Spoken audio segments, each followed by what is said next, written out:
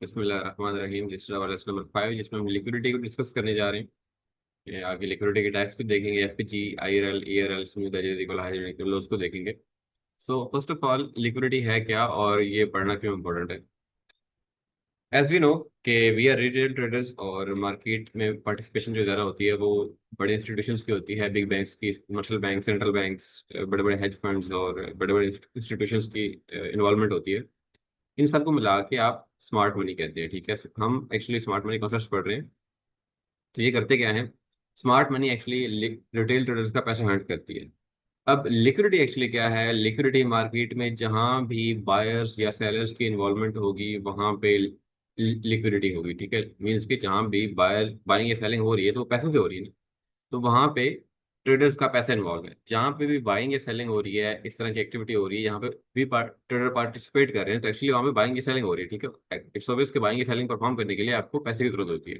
तो presence of trader या किसी भी जगह पे जहाँ पे बाइंग या सेलिंग हो रही है उसको हम लिक्विडिटी बोलते हैं। तो सम अप करें अगर, तो लिक्विडिटी इज सिंपली के प्रेजेंस ऑफ ट्रेडर्स, ठीक है। जहाँ पे किसी ऐसा पॉइंट जहाँ पे मार्केट में बाइंग सेलिंग हो रही है और वहाँ पे स्मार्ट मनी इंटरेस्टेड होती है उस जगह में, और वहाँ पे रिटेल ट्रेडर्स को हंट करती है, मार्केट से आउट करती है और खुद उस मूव को कैपिटलाइज करती है। अब आगे लिक्विडिटी की थोड़ी सी टाइप क्या लें, फेयर वैल्यू गैप है, आईआरएल है, ईआरएल है और स्मूथ एजेस है। फर्स्ट ऑफ ऑल हम फेयर वैल्यू गैप को पढ़ते हैं कि ये क्या है। तो अगर हम फेयर वैल्यू गैप की बात करें तो बेसिकली ये दो किस्म के होते हैं, ठीक है। एक है बेरिश फेयर वैल्यू गैप और एक है bullish fair value gap. Bearish fair value gap की बात करें तो it's a gap between first and third candle. ये तीन कैंडल्स का एक पैटर्न होता है जिसमें फर्स्ट कैंडल के लो और सेकंड कैंडल के हाई के दरमियान गैप होता है, उस गैप को फेयर वैल्यू गैप बोलते हैं, ठीक है। सेंटर वाली कैंडल में एक गैप होता है, ठीक है। फर्स्ट कैंडल के लो एंड थर्ड कैंडल के हाई के दरमियान एक गैप होता है, बेरिश फेयर वैल्यू गैप की बात हो रही है। Whereas bullish fair value gap के दौरान ऐसा होता है कि फर्स्ट कैंडल के हाई और थर्ड कैंडल के लो के दरमियान एक गैप बनता है जिसको हम फेयर वैल्यू गैप बोलते हैं। तो इस तरह कुछ दिखता है, ये नजर आता है कि अगर मेरे फेयर वैल्यू गैप की बात करें तो फर्स्ट कैंडल के लो और थर्ड कैंडल के हाई के दरमियान जो गैप होता है हम उसको फेयर वैल्यू गैप बोलते हैं। और बुलिश फेयर वैल्यू गैप की बात करें तो फर्स्ट कैंडल के हाई और थर्ड कैंडल के लो के दरमियान जो गैप होता है उसको हम बुलिश फेयर वैल्यू गैप कहते हैं, ठीक है। सो फेयर वैल्यू गैप को पढ़ने के बाद आगे आईआरएल इंटरनल रेंज लिक्विडिटी और ईआरएल एक्सटर्नल रेंज लिक्विडिटी है, ठीक है। आईआरएल क्या है, आईआरएल सिंपली एफवीजी को बोलते हैं, ठीक है। इंटरनल रेंज लिक्विडिटी जो है सिंपली एफवीजी को बोलते हैं, जो हम अभी पढ़ चुके हैं। और जो ईआरएल ईआरएल है उसको हम एक्सटर्नल रेंज लिक्विडिटी बोलते हैं, और सिंपली ये स्विंग हाई स्विंग लोज हैं जो कि हम पिछले लेक्चर में पढ़ चुके हैं, ठीक है। आए इसका रिलेशनशिप इस तरह से है कि market liquidity to liquidity move करती है, मीन्स के मार्केट जो स्मार्ट मनी है वो हंट करती है लिक्विडिटी टू लिक्विडिटी में, इसके पैसे से पैसे की तरफ मूव करती है, ठीक है।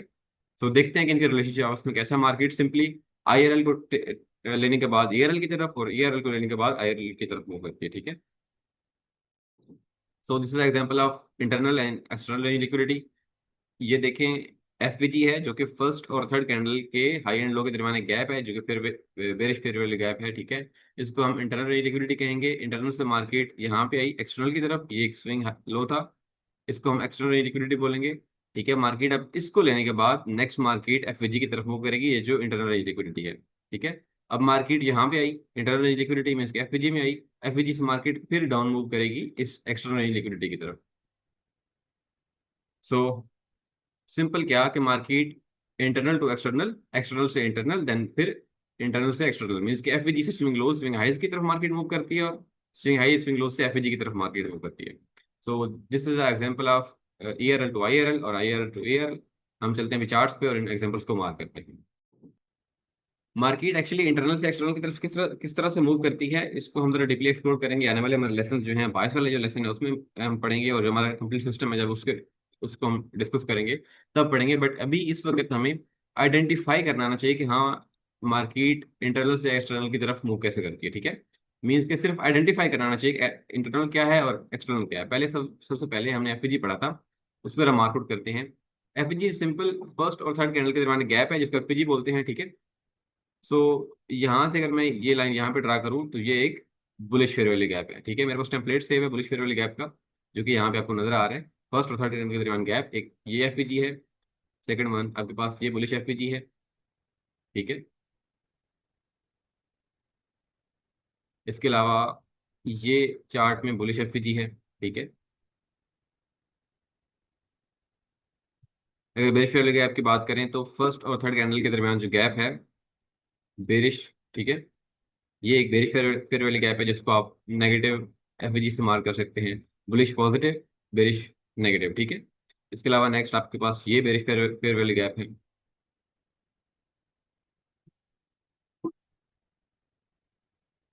इसके बाद आपके पास एक करंट बेरिश फेयर वाली गैप है। सिंपली फर्स्ट और थर्ड कैंडल के दरमियान जो गैप है उसको हम फेयर वाली गैप बोलते हैं, ठीक है। आपको मार्केट में इसकी बहुत सारे एग्जांपल्स मिल जाएंगी।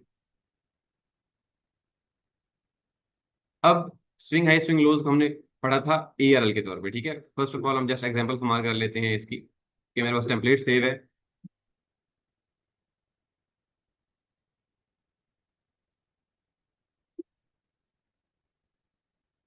ये स्विंग हाई है, ये एआरएल है, हम इसको मार करेंगे, ठीक है। ये एक स्विंग लो है, हम इसको भी एआरएल मार करेंगे,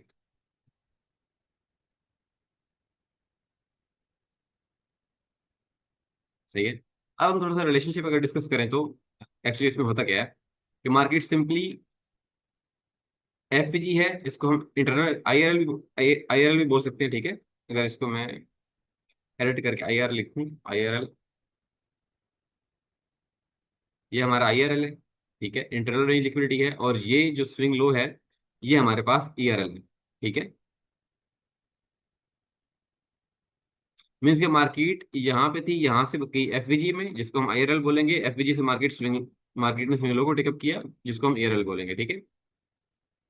आपको मार्केट में इसके बहुत सारे एग्जांपल्स मिल जाएंगे, ठीक है। लेकिन फर्स्ट ऑफ ऑल आपको मार्क करना आना चाहिए कि ये नजर कैसे आता है, ठीक है। ये आपका bearish fair fair valley gap है, ठीक है। उसको आप आईआरएल भी मार्क कर सकते हैं, बेरिश फेयर वैली गैप भी है ये, दोनों सेम चीजें हैं। सिंपली आईआरएल,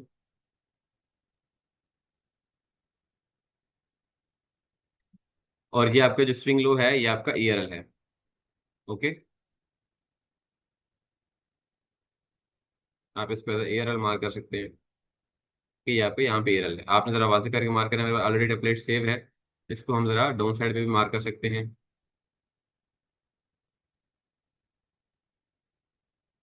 ये सामने आ गया, ठीक है, ताकि नजर आ रहा हो मार्केट आईआरएल से एआरएल की तरफ आ रही है। आपने सिंपली करना क्या है कि आपको स्विंग हाई पे आपने एआरएल मार्क करना है, और जो फेयर वाले गैप है आपने उसको आईआरएल मार्क करना है, ठीक है। स्विंग हाई या स्विंग लो पे एआरएल एक्सटर्नल लिक्विडिटी, और जो आईआरएल है वो इंटरनल लिक्विडिटी होगी जिसको, ठीक है।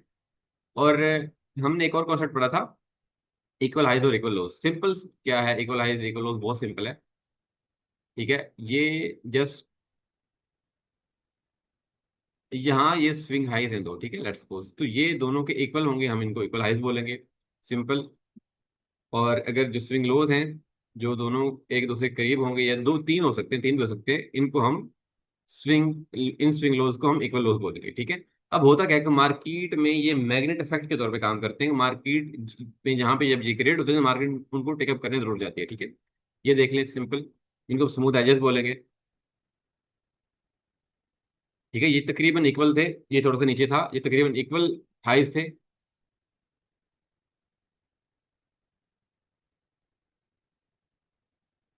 ये आपके पास इक्वल हाई आ गया, आप इसकी जरा सेटिंग कर सकते हैं टॉप राइट पे, ठीक है। अब मार्केट ने यहाँ पे जाके इनको जरूर टेकअप किया, ठीक है। ये मैग्नेट इफेक्ट के तौर पे काम करे, जहाँ पे मार्केट में ये प्रेजेंट होते हैं, मार्केट उस लेवल को जरूर टेकअप करती है, ठीक है। तो चार्ट पे आपको ये काफी नजर आएंगे, एक ये स्विंग हाई है, ये स्विंग हाई है, ठीक है। मार्केट ने बहुत लेट जाके इनको टेकअप किया, बहुत आगे, ठीक है, बट किया सही, ठीक है। तो ये this these both kind of relative equal highs, ठीक है। एक ये स्विंग लो है, ये स्विंग लो है, आप इनको रिलेटिव इक्वल लोज कह सकते हैं। मार्केट ऊपर जाके यहाँ पे इनको टेकअप करने आए। अब मार्क करने वाली क्या चीजें हैं कि आपके पास कम से कम पांच चार्ट्स हों जो कि अच्छे ओपन हुए चार्ट्स हों, बड़ा बड़ा उन पे चार्ट्स नजर आ रहे हो, जस्ट लाइक दिस, मैं अगर एग्जांपल तुमको, ठीक है। इन पे पांच चार्ट्स आपने मार्क करने हैं, उन पांच चार्ट्स पे कोई आपके पास एफवीजी मिस ना हो, जिसको हम आईआरएल बोलेंगे, ठीक है। आपने उसको एफवीजी मार्क करना है। स्विंग हाई स्विंग लोज को आपने एआरएल मार्क करना है। और इक्वल हाई आपको जहाँ पे या इक्वल लोज नजर आ रहे हो आपने उनको मार्क करना है, ठीक है। तो ये आपके असाइनमेंट है। This was all about liquidity lesson, lesson number 5। तो मिलते हैं आपने नेक्स्ट लेसन 6 में।